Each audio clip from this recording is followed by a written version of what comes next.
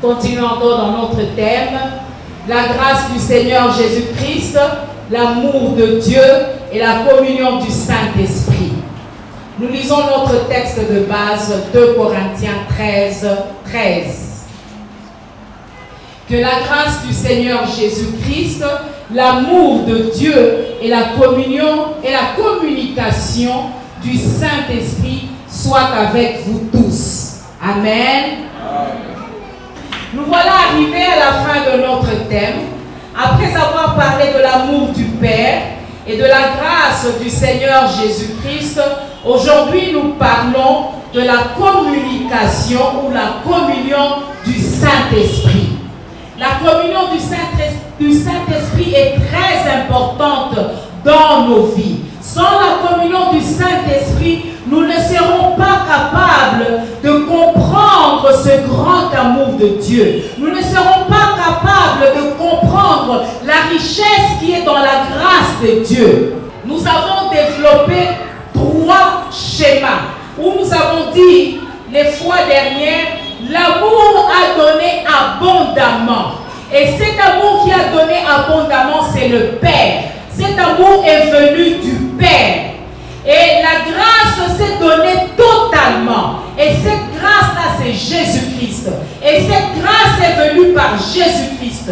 Et la communion, qui est le Saint-Esprit, nous communique l'amour et la grâce. Amen. Alléluia. Amen. L'amour de Dieu est tellement grand. Et la grâce du Seigneur Jésus tellement riche que l'intelligence humaine a des difficultés pour comprendre ces 2 dons merveilleux que Dieu nous a offerts. Lorsque nous regardons les enfants d'Israël, nous voyons comment Dieu a supporté ce peuple au cou roide, ce peuple têtu, ce peuple qui péchait tout le temps. Mais Dieu est resté fidèle à ce peuple. Quel amour! Quel amour! Il y a une chose qui me frappe dans la Bible. Le Seigneur, lorsqu'il veut montrer son amour à Israël, il appelle Israël la prostituée. Il dit, malgré ta prostitution, je t'aime, et je t'ai gravé dans mon cœur, je t'aime. Et pour montrer cela aux enfants d'Israël, vous savez ce qu'il a fait? Il a dit au prophète Osée, va, prends pour femme la prostituée. Vous vous imaginez un prophète, un saint homme. Nous allons voir cela. Osée 1:2. Va, prends une prostituée et aide tes enfants avec cette femme prostituée. C'est ça l'amour de Dieu. Alléluia. Osée 1:2. La première fois que l'Éternel adressa la parole à Osée, l'Éternel dit à Osée, va, prends une femme prostituée et des enfants de prostitution, car le pays se prostitue, il abandonne l'Éternel. Oh, je sais qu'il y a des hommes ici. Qui peut aller prendre une femme prostituée et des enfants de la prostitution, avoir avec des enfants? Vous vous imaginez quel amour? Il y a des hommes qui peuvent tout pardonner. On peut voler de l'argent. Une femme peut voler de l'argent à son mari. Son mari va pardonner. Mais lorsqu'il y a infidélité, les hommes sont capables même de divorcer. Même la Bible nous dit, sauf en cas d'infidélité, on peut divorcer. Mais même là, le Seigneur dit, on peut encore pardonner. Mais là, il permet quand même. Mais Israël, Dieu prend Israël malgré la prostitution. L'amour de Dieu est grand. Il n'y a que le Saint-Esprit. Sans l'aide du Saint-Esprit et au moyen de la communication, au moyen de la communion avec lui, aucun être humain ne sera capable de comprendre ni de bénéficier du grand amour avec le Saint-Esprit. Ainsi, nous pouvons le connaître mieux et jouir de notre héritage en Jésus-Christ. Avant d'aller plus loin, j'aimerais un peu que l'on puisse voir la définition de ce mot confiance. Confiance, sentiment de sécurité vis-à-vis de quelqu'un ou de quelque chose. Le mot confiance a pour synonyme la foi, la sûreté et la fiabilité. Vous voyez, nous devons avoir confiance au Saint-Esprit. Nous devons avoir confiance au Saint-Esprit. Nous allons voir ce que le Saint-Esprit fait en nous. Nous allons voir pourquoi nous devons avoir confiance au Saint-Esprit. L'apôtre Paul nous écrit dans 1 Corinthiens 2, 7 à 16. Nous lisons pour voir comment le Saint-Esprit fait pour que nous puissions hériter, pour que nous puissions aussi jouir de notre héritage. Nous lisons 1 Corinthiens 2, 7 à 16. Nous y allons progressivement pour que nous puissions comprendre. La Bible dit, nous prêchons la sagesse de Dieu, mystérieuse et cachée, que Dieu avant les siècles avait destinée pour sa gloire. Pour sa gloire. C'est pour la gloire de qui? Pour notre gloire. Alléluia. Nous voyons que cette sagesse-là, la sagesse qui est dans la parole de Dieu, elle est cachée à l'intelligence humaine. Elle prend le caractère d'un mystère pour ceux qui ne sont pas en Jésus-Christ. Ça devient un mystère. Ils ne peuvent pas comprendre. Mais pour nous qui sommes en Jésus-Christ, cela est destiné pour notre gloire. C'est caché pour les autres. Ce n'est pas caché pour nous. Parce que c'est destiné pour notre gloire. Nous continuons. Sagesse, combien de chefs de ce siècle n'a connu? Car s'ils l'eussent connu, ils n'auraient pas crucifié le Seigneur de gloire. Mais, comme il est écrit, ce sont des choses que l'œil n'a point vues, que l'oreille n'a point entendues, et qui ne sont point montées au cœur de l'homme. Des choses que Dieu a préparées pour ceux qui l'aiment. Alléluia. Nous avons un avenir glorieux et merveilleux. Amen. Verset 10. Dieu nous les a révélés comment? Par l'Esprit. Alléluia. Car l'Esprit sonde tout, même les profondeurs de Dieu. Alléluia. Vous savez, c'est que Dieu est en train de planifier là pour vous. C'est qu'il est en train de planifier là dans son conseil céleste, dans son divin conseil. Le Saint-Esprit entend. Nous allons voir cela en Jean. Il entend, il vient nous le dire. Amen. Il vient, il dit, Papa John, le Seigneur a un plan pour toi. Il y a quelqu'un qui va passer ici, il va t'offrir un grand marché. Et tu auras une industrie de ferraillerie. Amen. Alléluia. Alléluia. Il te dit, il vient, il t'informe. Mais si toi, tu n'es pas en communion avec le Saint-Esprit, si toi, tu ne connais pas le Saint-Esprit, si toi, tu ne t'attaches pas au Saint-Esprit, comment tu vas connaître les profondeurs de Dieu? Comment tu vas connaître le cœur de Dieu?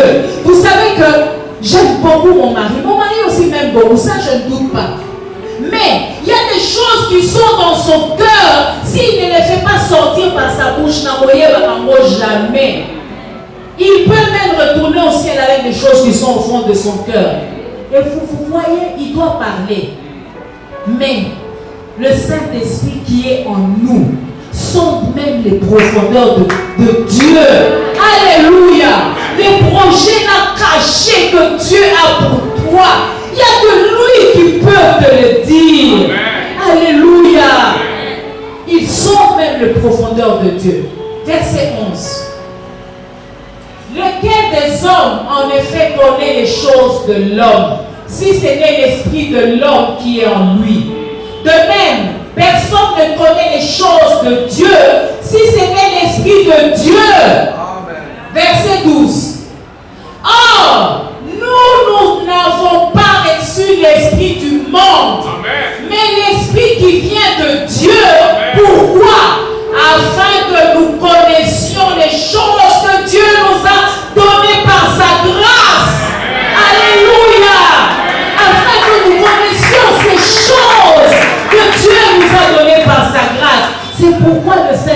Saint-Esprit est là.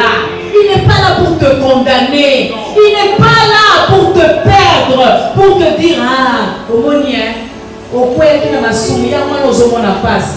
Non, il va te dire, écoute, ne suis pas cette voie-là. C'est la voie qui va te détourner de Dieu, de ses bénédictions. Écoute, il a un plan merveilleux pour toi. Écoute, même si tu souffres, tu vas sortir de là. Amen. Tu vas sortir plus fort. Amen. Tu vas sortir plus brillant que l'or. Alléluia. C'est ça le travail du Saint-Esprit. Et nous devons savoir être en amitié avec lui. Il nous révèle les choses que Dieu nous a données par sa grâce. Alléluia. Verset 13. Et nous en parlons non avec des discours qu'enseigne la sagesse humaine, mais avec ceux qu'enseigne l'esprit, employant un langage spirituel pour les choses spirituelles. Amen. 14. Mais l'homme animal ne reçoit pas les choses de l'Esprit de Dieu, car elles sont une folie pour lui. Il ne peut les connaître parce que c'est spirituellement qu'on en juge. L'homme spirituel, au contraire, juge de tout et il n'est lui-même jugé par personne. Amen. Car qui a connu la pensée du Seigneur pour l'instruire, pour instruire l'homme qui connaît Dieu? Qui a connu la pensée du Seigneur pour l'instruire? L'apôtre Paul dit quoi? Il donne la réponse, il dit, oh nous avons la pensée de Christ. Amen. Alléluia. Amen. Nous avons la pensée de Christ. Oh, que le nom du Seigneur soit béni. Oh, ce que nous venons de lire montre combien le Saint-Esprit est important dans l'acquisition, dans la possession de notre glorieux héritage en Jésus-Christ. Comme je l'ai dit tout à l'heure, cela ne peut pas être, l'intelligence humaine ne peut pas concevoir cela. Il n'y a que l'Esprit qui est en nous, qui peut nous parler, qui peut nous transmettre ces choses glorieuses, ces choses qui contribuent à notre héritage, à notre gloire. Il n'y a que le Saint-Esprit qui peut nous les communiquer. Je vais vous faire voir un peu quelque chose. Vous savez, à la naissance de Jésus, tout a été écrit, n'est-ce pas? Tout a été écrit dans l'Ancien Testament et tout. Mais les chefs religieux, ils n'ont pas reconnu en Jésus-Christ qu'il était le Messie. Pourquoi? Parce qu'ils n'ont pas demandé l'aide de Dieu. Ils ont agi eux-mêmes, ils ont agi comme des hommes parce qu'ils attendaient un roi comme le roi du monde. Or, la Bible a parlé clairement de comment devait être le roi. Il a parlé clairement de la naissance du roi. Il a parlé clairement de ce qu'il devait être. Ésaïe nous dit dans Ésaïe 53, c'est 1 à 3, plus le verset 2, il dit: il n'avait ni beauté ni éclat pour attirer nos regards, et son aspect n'avait rien pour nous plaire. Mais ils avaient tout ça devant eux. Ils avaient toute la parole. Non, je n'ai pas donné pour écrire. Ils avaient tout ça devant eux. Mais ils n'ont pas pu découvrir que le libérateur était déjà là. Ils n'ont pas découvert que leur roi était déjà né. Pourquoi? Parce que c'était des hommes qui agissaient selon la chair. Des hommes qui agissaient selon la chair. Et lorsqu'on agit selon la chair, ces choses spirituelles, on ne les voit pas. Et puis on se demande, on commence à pleurer. Non, c'est spirituellement qu'on en comprend. Des chefs spirituels qui n'ont rien compris, qui ont demandé tout le temps: es-tu le Messie? Et il leur a dit, ils n'ont pas cru.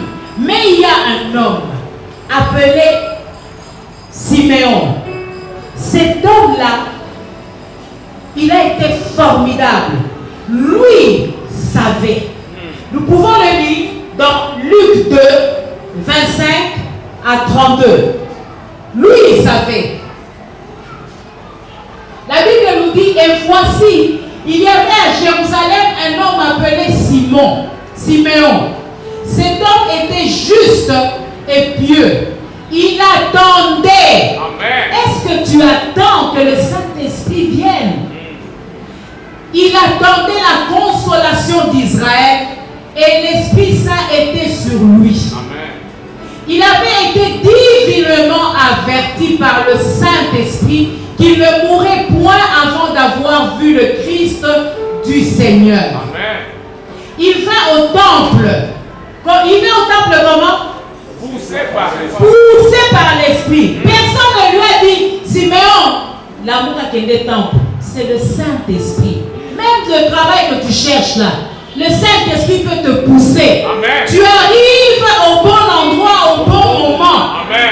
Alléluia. Amen. Lorsque tu comptes sur lui. Siméon était chez lui à la maison. La Bible dit, poussé par l'Esprit. Et comme les parents, alléluia, il n'y a que lui qui est capable de faire ça. Et comme les parents apportaient le petit enfant Jésus pour accomplir à son égard celle qu'ordonnait la loi, il le reçut dans ses bras, bénit Dieu et dit, maintenant Seigneur, tu laisses ton serviteur s'en aller en paix selon ta parole. Car mes yeux ont vu ton salut. Salut que tu as préparé devant tous les peuples. Lumière pour éclairer les nations et gloire d'Israël ton peuple. Vous vous imaginez, dans le temple ce jour-là, peut-être qu'il n'y avait pas que Jésus, hein? Il y avait beaucoup de bébés.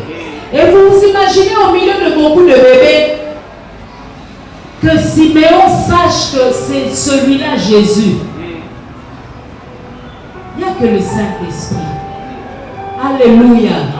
C'est que les chefs religieux, avec toute la loi, avec toute la connaissance théologique qu'ils avaient, n'ont pas pu voir Siméon, homme divinement averti par le Saint-Esprit, homme qui a fait du Saint-Esprit son ami, Amen. a pu voir dans le bébé Jésus le libérateur d'Israël. Amen. Alléluia. Amen. Oh, que notre Seigneur est merveilleux. Comment il a pu voir? Comment il a pu voir? La Bible dit que ce sont des choses que l'œil n'a point vues. Ce sont les choses que l'oreille n'a point entendues. Et ce sont des choses qui ne sont même pas montées au cœur de l'homme, mais des choses que Dieu a préparées pour ceux qui l'aiment. Amen. Des choses que Dieu a préparées pour ceux qui l'aiment. Combien de chrétiens réfléchissent comme des païens, mettant de côté l'amour de Dieu, oubliant même la grâce de Dieu qui nous a été donnée en Jésus-Christ.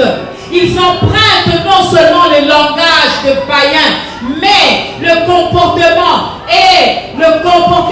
et la façon, toute la façon des enfants du monde devient même dans l'église. Lorsque vous dites à quelqu'un, oh Dieu est au contrôle, il dit oui, mais ça fait quand même longtemps que je souffre. Non, quand on vous dit Dieu est au contrôle, dites Amen, il est au contrôle. Alléluia. Il est au contrôle. Vous savez, je connais un homme, ça fait 10 ans qu'il a une boutique en ville. Sa boutique est presque comme l'estrade, ajoutez un tout petit peu la partie jusqu'où se trouve le piano. Il a des voisins. Des fois, les voisins viennent, ah Dieu, ils sont présents du côté capacité, bon, ils ont mon anaté. Alors, lui, il leur dit, pour un bon gros à capacité, côté pour un gros à capacité, ils disent, ah Dieu, ils sont en tout cas, film, mon bidon, ma poisson, là. Il dit non, là il faut la tête. Là où tu as un arbre pour la tête. Alors ils disent, ah Dieu, on se la néini. Il dit non, on a ici une zambé, il faut la tête. Ils vont s'en abîmer dans l'église, na tiki offrande nangai.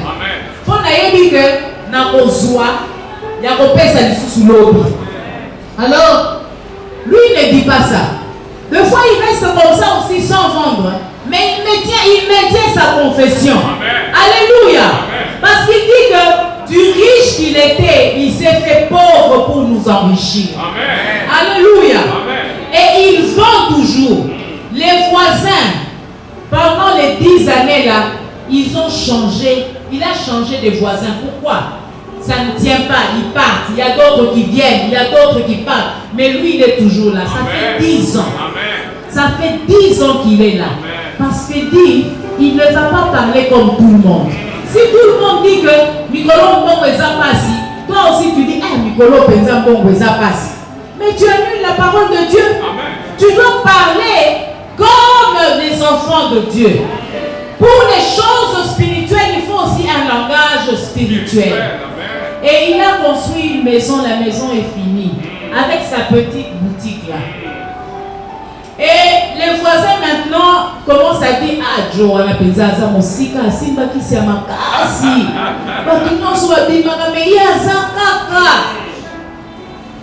Vous voyez, il ne change pas son langage. Ce ne sont pas les circonstances qui doivent te faire changer le langage. Tu dois rester avec ton langage spirituel. Amen. Parce que ton état ne change. Parce que ton statut n'a pas changé. L'état peut changer, mais ton statut ne change pas. Amen. Tu es toujours enfant de Dieu. Amen. Bénéficier de la gloire de Dieu. Amen. Et de la grâce de Dieu. Amen. Amen. Amen. Ces choses que l'œil n'a point vues. Comment tu vas les voir? Comment tu vas bénéficier de ces choses si tu n'es pas avec le Saint-Esprit? Comment le Saint-Esprit fait toujours le premier pas? Vous le savez, il fait toujours le premier pas. Il parle plusieurs fois. Il parle à plusieurs reprises. Il parle de plusieurs manières. Mais nous ne l'entendons pas. Je suis étonnée de rester avec des chrétiens qui ont fait 10 ans et plus dans le Seigneur, qui disent encore aujourd'hui, ah, mais il y en a qui disent, quand je partais là, il y a une voix qui m'a parlé. Une voix. Moi, il n'y a pas de voix qui me parle, il y a le Saint-Esprit qui me parle. Alléluia. L'amitié s'agrandit, l'amitié ça se développe. Lorsque toi tu es encore, parce que les gens du monde disent ça, n'est-ce pas? Il y a une voix qui m'a parlé. J'ai senti en moi. Non. Dis, c'est qui te parle? C'est le Saint-Esprit. Mais lorsque tu commences à reconnaître le Saint-Esprit dans des petites choses de ta vie, tu vas voir que tu vas progresser. Alléluia. Moi, certaines fois, je rate des marches comme ça. Je regarde, je dis, je pouvais bien me casser la jambe ou tomber, me casser le bras. Je dis, merci Saint-Esprit. Je reconnais son intervention. Lorsque vous reconnaissez son intervention dans votre vie, dans les petites choses, vous allez voir qu'il va commencer petit à petit à vous montrer des plus grandes choses. Et vous allez encore être en étroite communion avec Samuel. Samuel, un petit enfant. La Bible dit, Samuel ne connaissait pas encore la voix de Dieu. Nous allons lire cela. Nous allons lire 1 Samuel 3, le premier verset, le 4e verset, et puis 7 jusqu'à 10. Le jeune Samuel, il était jeune. Le jeune Samuel était au service de l'Éternel devant Élie. Samuel était déjà au service de l'Éternel, n'est-ce pas? Amen. Amen. Il était jeune. La Bible dit que la parole de l'Éternel était rare en ce temps-là. Les visions n'étaient pas fréquentes. Verset 4. Alors l'Éternel appela Samuel. Il répondit, me voici. Samuel ne connaissait pas encore l'Éternel et la parole de l'Éternel ne lui avait pas encore été révélée. On s'arrête d'abord. La Bible dit que Samuel ne connaissait pas encore l'Éternel. Pourtant, il était au service de l'Éternel, n'est-ce pas? C'est ce que nous dit la Bible. Et en plus de cela, Samuel avait grandi dans le temple. Samuel connaissait les histoires du Seigneur avec Israël. Samuel le connaissait. Mais comment la Bible nous dit ici que Samuel ne connaissait pas encore l'Éternel? Parce que Samuel n'avait pas encore une relation personnelle avec l'Éternel. Il connaissait l'Éternel avec tout ce qu'il a fait en Israël. Il connaissait l'Éternel selon ce que la Torah avait écrit au sujet de l'Éternel. Mais lui-même n'avait pas encore une relation personnelle avec l'Éternel. Et il y a beaucoup de chrétiens dans l'église qui n'ont pas encore une relation personnelle avec le Saint-Esprit. Ils connaissent Dieu. Ils sont dans l'église pendant des années. Mais la relation personnelle avec le Saint-Esprit, ils n'ont pas. Et la parole de l'Éternel ne lui avait pas encore été révélée. Amen. L'Éternel appela de nouveau Samuel pour la 3e fois. Et Samuel s'éleva, alla vers Élie et dit, « Me voici, car tu m'as appelé. » Élie comprit que c'était l'Éternel qui appelait l'enfant. Et il dit à Samuel, « Va, couche-toi, et si l'on t'appelle, tu diras, parle, Éternel, car ton serviteur écoute. » Et Samuel alla se coucher à sa place. L'Éternel vint et se présenta, et il appela comme les autres fois, « Samuel, Samuel !» Et Samuel répondit, « Parle, car ton serviteur écoute. » Amen.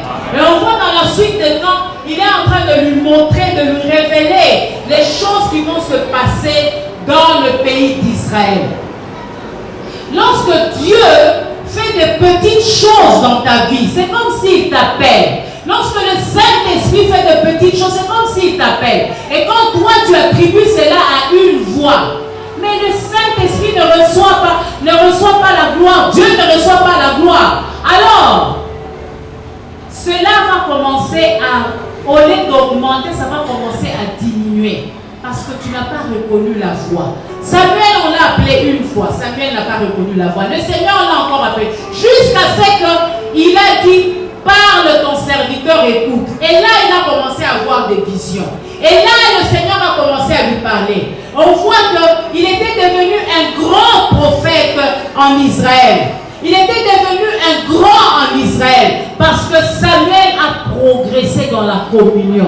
Nous devons savoir progresser dans la communion. Reconnais d'abord les petites choses que le Saint-Esprit fait dans ta vie. Reconnais-les et dis merci Saint-Esprit. Et tu sais, je sais que c'est difficile, mais moi j'ai pris cette habitude et j'ai vu ma vie vraiment changer. J'ai commencé, lorsque je me réveille, je dis bonjour Saint-Esprit. Amen. Je lui dis bonjour parce qu'il est là. Il est en moi. Il est là. Il faut réaliser qu'il est là pour qu'il puisse te parler. Lorsque je ne réalise pas qu'il y a quelqu'un à mes côtés, comment je vais lui parler? Non, il n'est pas abstrait. Il est présent. Je lui dis bonjour Saint-Esprit. Je lui dis Saint-Esprit, merci. Ensemble, viens, nous allons adorer Dieu. C'est toi qui connais les profondeurs de Dieu. C'est toi qui connais les plans que Dieu a pour moi. Vous savez, lorsque Dieu a un plan pour vous et que vous aussi vous priez dans ce sens-là, les choses se hâtent. Mais quand est-ce que tu pourras savoir que Dieu veut faire ceci ou cela pour toi? C'est le Saint-Esprit qui va te le dire. Et la prière en langue, elle est vraiment nécessaire. Parce que lorsque nous prions en langue, nous disons des mystères. Nous avons vu que Dieu a des mystères pour nous. Toi, tu vas parler avec des paroles, avec ton intelligence, avec des paroles qui sortent de ton intellect. Cela ne peut pas rencontrer aussi les grandes choses que Dieu a pour toi. Mais lorsque tu pries en langue, tu dis des mystères à Dieu. Et tu dis des mystères que Dieu te dit. Je me réveille, je lui dis, ensemble viens Saint-Esprit. Nous allons aborder avec succès le défi de ce jour. Alléluia. Je lui dis ensemble Saint-Esprit. Viens, nous allons faire ceci. J'élabore ma journée. Je lui dis, je l'invite. Je lui dis, on va le faire ensemble. Saint-Esprit, on va le faire ensemble. Et je vois de victoire. Amen. Même lorsque je ne vois pas de victoire, je ne me décourage pas. Je dis merci Saint-Esprit. Même si je n'ai rien vu, je sais que tu as fait. Tu as fait quelque chose. Parce que tout concourt au bien de ceux qui aiment Dieu. Amen. Tout concourt au bien de ceux qui aiment Dieu. Alléluia. Nous devons avoir cette habitude-là.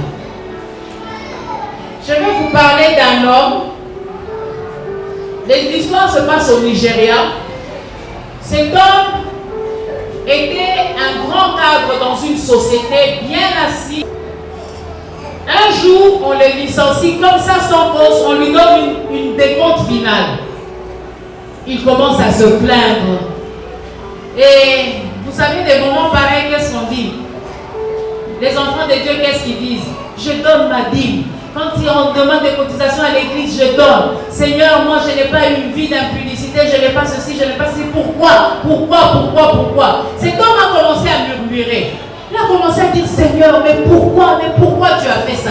Le Saint-Esprit lui a dit, cesse de te plaindre, bénis Dieu et rends grâce au Seigneur. Comme c'était un homme qui avait l'habitude de marcher avec le Saint-Esprit, il a commencé à glorifier le Seigneur et il glorifiait le Seigneur pour ce qui s'est passé. La Bible nous dit que nous puissions rendre grâce au Seigneur pour toutes choses et en toutes choses. Alléluia. C'est ça, faire confiance au Saint-Esprit. Même lorsqu'on a des larmes aux yeux, on rend grâce, on dit Saint-Esprit merci. Parce qu'il est Dieu, parce qu'il nous aime, parce que nous savons qu'il a un plan merveilleux pour nous. Alléluia. Il a commencé à rendre grâce au Seigneur. Et des mois plus tard, il a trouvé un travail. Et seulement une année après avoir quitté la société a fait faillite. Et il n'y avait rien qui pouvait montrer qu'il y avait des déficits dans la société. Il n'y avait rien qui pouvait montrer que cette société va faire faillite dans des jours à venir. Mais c'est après qu'il a compris que Dieu l'avait enlevé de là pour l'épargner. Parce que ses amis qui sont restés là, quand la compagnie est tombée en faillite, ils ne sont même pas sortis avec des décomptes finales. Parce qu'il n'y avait plus d'argent. Ils se sont retrouvés sans travail, sans décompte final. Alléluia. Nous devons savoir marcher avec lui. Et bien souvent, le Saint-Esprit, moi je l'aime.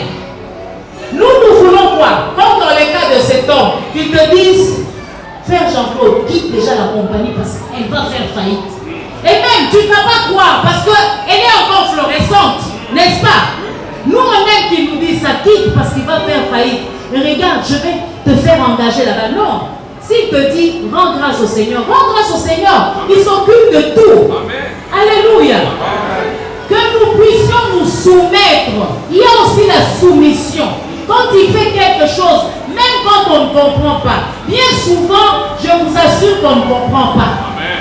Mais on lui fait confiance, on dit, Seigneur, merci. Seigneur, je te rends grâce pour cela. Je sais que tu as toujours un avenir merveilleux, un avenir glorieux pour moi. Amen. Je vous dis ce matin, si vous pensez encore que le Saint-Esprit n'est rien d'autre qu'une influence ou une puissance spéciale, sachez que ce mensonge est une des priorités de Satan. C'est une des priorités de Satan. Pourquoi? Parce qu'il sait que dès le moment où vous découvrirez la personne et la réalité du Saint-Esprit, votre vie va se transformer en une manière formidable. Vous serez un homme toujours en paix, malgré les circonstances. Vous serez toujours un homme qui va regarder et qui va aussi affronter l'avenir avec courage, avec passion. Alléluia. Quand les autres vont commencer à dire, ah,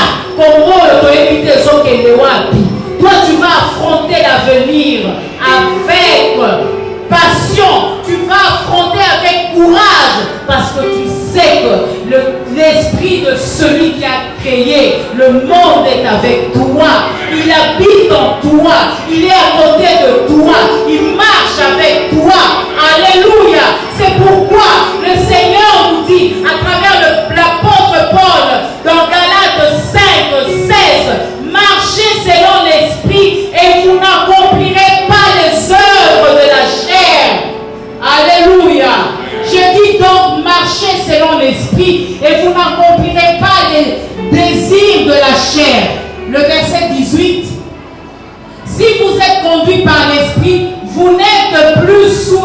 loi.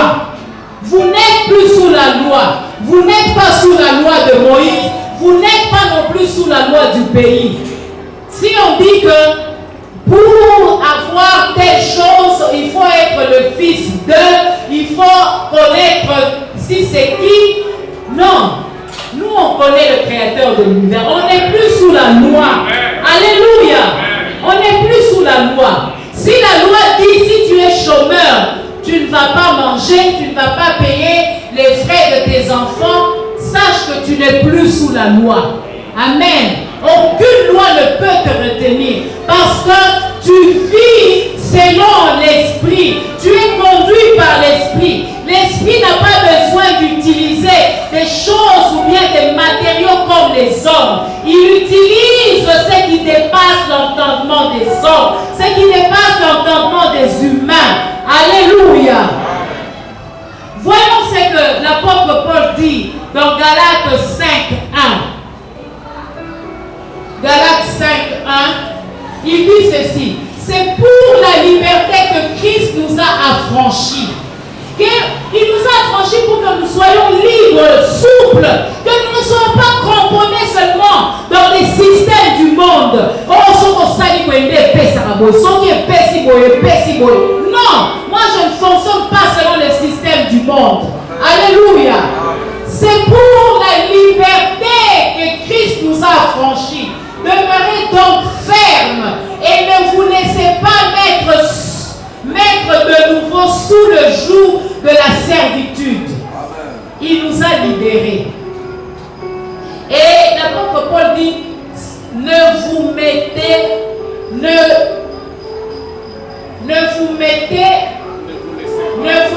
pas mettre de nouveau sous le joug de la servitude. Qu'est-ce que cela veut dire? Le Seigneur nous a libérés, il nous a sortis du monde de ténèbres pour nous transporter dans le royaume de son Fils d'amour, n'est-ce pas? Et c'est là que nous sommes. Et je vous avais dit tout au long de ce thème que nous sommes en Christ. C'est là que nous sommes. Ok? Maintenant, Satan n'a pas le pouvoir de venir nous chercher là. N'est-ce pas? C'est que l'apôtre Paul explique ici. Il n'a pas le pouvoir de venir nous chercher là pour nous remettre dans la servitude, dans l'esclavage. Dieu non plus, quoi qu'il arrive, n'a pas l'intention de nous prendre là où on est en Christ pour nous amener encore sous l'esclavage et du monde et du péché et de Satan. Mais l'apôtre Paul dit, c'est nous-mêmes, c'est vous-même qui allez vous remettre sous le joug. Satan n'a pas ce pouvoir, il n'en a plus. Amen. Et Dieu, par son amour, ne peut jamais le faire. Il n'y a que vous-même. Et vous allez le faire comment? En cédant au diable. La Bible nous dit dans Ephésiens 4:27, ne donnez pas accès au diable. Comment nous donnons accès au diable? Lorsque nous commençons à réfléchir comme les gens du monde. Lorsque nous commençons à avoir peur, lorsque nous commençons à nous demander est-ce que Dieu réellement va le faire? Est-ce que Dieu réellement me voit? Est-ce que Dieu réellement va me sauver de cette situation? Est-ce que Dieu veut le faire? Des questions comme ça. Lorsqu'on se pose des questions comme ça, on commence à donner accès au diable et on commence à ce temps-là, vous commencez à vous mettre sous l'esclavage.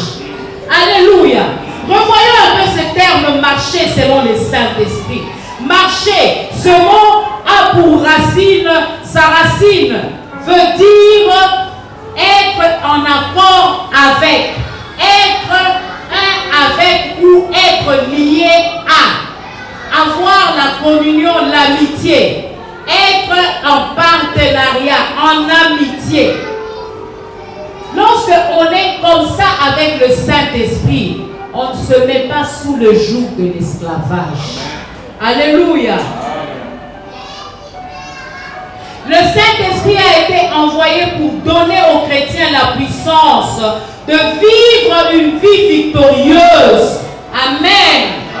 C'est ça sa mission dans votre vie.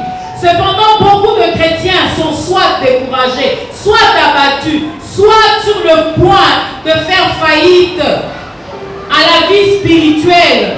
Ils sont même prêts à abandonner la vie chrétienne. L'Église est devenue faible. Les chrétiens ont ignoré la personne et la puissance de l'univers, le Saint-Esprit. Je vais vous raconter aussi une autre histoire qui se trouve dans la Bible. Voyons Zacharie 4, 6 à 7. Zacharie 4, 6 à 7. On lit d'abord et puis je vous raconte dans quelles circonstances cela a eu lieu. Alors il reprit et me dit, c'est ici la parole que l'Éternel adresse à Zorobabel. Ce n'est ni par la puissance, ni par la force, mais c'est par mon esprit, dit l'Éternel des armées. Qui es-tu, grande montagne, devant Zorobabel? Tu seras aplani. Il posera la pierre principale au milieu des acclamations. Grâce, grâce pour elle. Amen. Zorobabel était le gouverneur à cette époque. Je vais vous mettre dans le bain du sujet pour que nous puissions comprendre. Au moment où le Seigneur adresse la parole à Zacharie pour qu'il puisse rapporter cette prophétie à Zorobabel, une partie d'Israël qui était déportée à Babylone revient de la captivité. Comme le temple avait été détruit et brûlé par l'armée babylonienne, l'armée des Chaldéens, les enfants d'Israël, sous l'autorité de l'Éternel, encouragés par Josué le souverain sacrificateur et Zacharie le prophète, se sont donnés à la reconstruction du temple. Et pendant qu'ils le faisaient, sachez qu'ils étaient sous l'autorité de rois perses. Et 2 ans après, les ennemis des enfants d'Israël forment une coalition et incitent le roi de faire cesser les travaux de la reconstruction du temple. À cette époque, Zorobabel, un Israélite, était gouverneur à Jérusalem. Et Zorobabel, en attendant les mesures qui viennent du roi pour que la reconstruction du temple soit arrêtée, Zorobabel se retrouve dépouillé car les ordres sont venus d'en haut, du roi lui-même. Le peuple aussi découragé. Que faire? Qui va annuler la décision du roi? Que faire? Et vous savez qu'avant ce moment, Israël était en captivité. Ce peuple est d'abord venu dans leur pays. Ils ont tout saccagé. Ils ont même brûlé le temple. Ils ont pris des gens comme des Daniel, des Shadrach, Meshach et Abednego et d'autres gens, et même des prophètes, ils les ont emmenés en captivité. Et vous voyez ces gens qui vous disent, allez, Misala et Sili. Et ils vous ont emmenés en captivité, non pas pendant une année, pendant 70 ans. Et vous vous trouvez dans une condition pareille. Et ils vous disent, ne reconstruisez plus le temple, c'est fini, arrêtez. Alléluia. Combien des choses dans la vie, lorsque nous nous réveillons le matin, défient la parole de Dieu. Combien de situations le matin, combien de situations dans nos vies défient la parole de Dieu comme la décision du roi perse. Et vous vous dites, qu'est-ce que je vais faire? Qu'est-ce que je vais devenir? Vous savez, au moment de la Deuxième République, à un moment donné, nous qui étions nés au moment de la Deuxième République, on était mariés même sous la Deuxième République. J'ai eu même mon premier enfant sous la Deuxième République. Je commençais à me dire, est-ce qu'un jour ce président-là va mourir? Je commençais même à penser qu'il était immortel. Tellement qu'on était là-dedans. C'est comme ça qu'Israël était 70 ans. Vous vous imaginez? Il y a des choses qui sont dans vos vies. Et si vous mettez là, et ça là va mourir là. Et vous vous demandez, est-ce que ok, dans un jour mon est-ce que un jour je vais me réveiller comme ça, pas si on est aussi là. Vous arrivez à ce niveau-là. Et c'est à ce temps-là que le Seigneur annonce cette prophétie. Alléluia. C'est à ce temps-là. Frère Papi, revenons encore.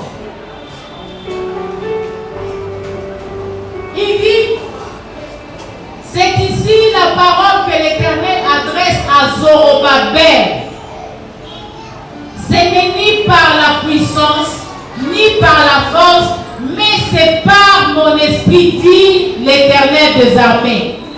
Il y a des puissances, il y a des forces qui sont là, qui veulent intercaler la parole de Dieu. Mais il n'y a que le Saint-Esprit qui a le pouvoir, qui a la puissance de les briser. Alléluia. Et quand le Seigneur parle de puissance ici, il a ce qui symbolise la puissance ici pour Zorobabel, c'est quoi? C'est la puissance, l'autorité du roi de Perse. Et les forces, c'est quoi? La coalition de ses ennemis-là. C'est ça, la force à laquelle Zorobabel devait faire face. Et la puissance à laquelle Zorobabel devait faire face, c'est le roi lui-même. Et il y a des choses comme ça qui s'érigent devant les enfants de Dieu. Il n'y a que le Saint-Esprit qui soit capable. Lisons le verset 7. Il y a un secret qui est là. Au verset 7. Le Seigneur dit, qui es-tu, grande montagne, devant l'Éternel? Il dit devant qui? Alléluia. Pas devant l'Éternel, devant Zorobabel. Qui es-tu, grande montagne? Devant Zorobabel, tu seras aplani. Qui posera? C'est l'Éternel? Non. Zorobabel posera la pierre principale au milieu des acclamations. Alléluia. Au milieu des acclamations. Ça ne sera pas par la force de Zorobabel. La suite nous dit grâce. Grâce pour elle. La grâce. Et pourquoi Dieu parle de Zorobabel? Il ne parle pas de lui. Il parle de Zorobabel. Nous allons découvrir ce secret dans Ephésiens 3:20. Ephésiens 3:20. L'apôtre Paul nous dit, or, à celui qui peut faire par la puissance qui agit en Dieu, par la puissance qui agit en nous. Alléluia. C'est pourquoi Dieu a dit, qui es-tu, grande montagne, devant Zorobabel? Alléluia. Par la puissance qui agit en nous, infiniment au-delà de tout ce que nous demandons ou pensons. La puissance est en nous. Dieu n'agit pas en dehors de cette puissance qui est en nous. C'est pourquoi il a dit, qui es-tu, grande montagne, devant Zorobabel? Alléluia. Mets ton nom à la place de Zorobabel. Cite ton problème là. Alléluia. Qui es-tu? Qui es-tu? Parce que la puissance est en moi. Le Seigneur utilise cette puissance qui agit en moi. On n'a pas dit la puissance qui dort. La puissance doit être agissante. Alléluia. C'est nous qui devons la faire fonctionner. Nous devons la faire fonctionner par notre attitude. Nous devons la faire fonctionner par notre comportement. En ayant confiance au Saint-Esprit. Cette puissance, lorsqu'elle va agir, elle va produire. Elle produit comment? Infiniment au-delà de tout ce que nous demandons ou pensons. Oh! Le Seigneur est merveilleux. Alléluia. Si vous regardez vos montagnes, vous vous dites comment? Il faut des tracteurs. Non, nous on n'a pas besoin de tracteurs. On n'a pas besoin nom du Saint-Esprit. Le feu du Saint-Esprit peut tout brûler. Le feu du Saint-Esprit peut tout consumer. Alléluia. Oui, nous avons besoin du Saint-Esprit. C'est pourquoi vous devez parler le même langage que le Saint-Esprit. Parlez en langue. Lorsque vous parlez dans votre intelligence, parlez comme Dieu parle. Dites ce que Dieu dit. Voyons un peu ce que le Saint-Esprit dit. Dans Jean. Frère Papi, j'avais écrit ça. Je n'ai pas écrit. J'ai oublié. Jean. Oui, Jean 16. Jean 16. Jean 16, versets 12 à 15. Nous lisons. Jésus, lorsqu'il veut s'en aller au ciel, il dit quoi?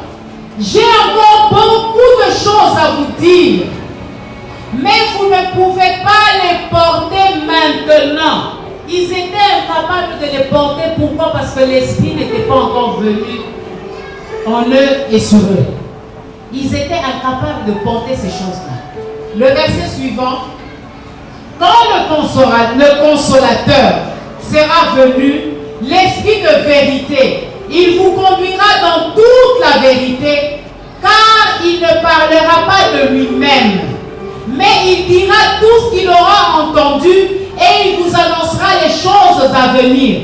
Il prendra tout ce qu'il aura entendu dans le conseil divin et il va vous le dire. Amen. Alléluia. Il va vous emmener, il va vous le proclamer. Il ne parle pas de lui-même, le Saint-Esprit. Il parle de qui? Il parle de la parole de Dieu. Il parle de ces choses merveilleuses que Dieu a préparées pour nous. Nous continuons. La Bible dit, Jésus en parlant, il dit, il me glorifiera parce qu'il prendra ce qui est à moi et vous l'annoncera. Le Saint-Esprit nous parle aussi par la parole de Dieu. Jésus, c'est la parole. Lorsque la parole dit, on n'a pas à discuter avec la parole. On dit oui à la parole, on l'exécute. Amen. On continue. Tout ce que le Père a est à moi. C'est pourquoi je dis qu'il prend de ce qui est à moi. C'est-à-dire de ce qui est à lui et au Père. Parce que tout ce qui est au Père est à lui. Et qu'il vous l'annoncera. Amen. 16. C'est jusqu'à 15. Et il vous l'annoncera. Cherchez l'amitié avec le Saint-Esprit. Développez l'amitié avec le Saint-Esprit. Petit à petit, dans votre marche de tous les jours. Vous savez, un enfant quand il marche, il tombe. Et l'enfant ne veut pas se mettre à côté pour dire non, je suis tombé, je ne veux plus marcher. Non, il se relève, il marche encore. Et plus tard, vous allez le voir courir. C'est comme ça la marche avec l'Esprit. Alléluia. Aujourd'hui, il y a des Zorobabel ici.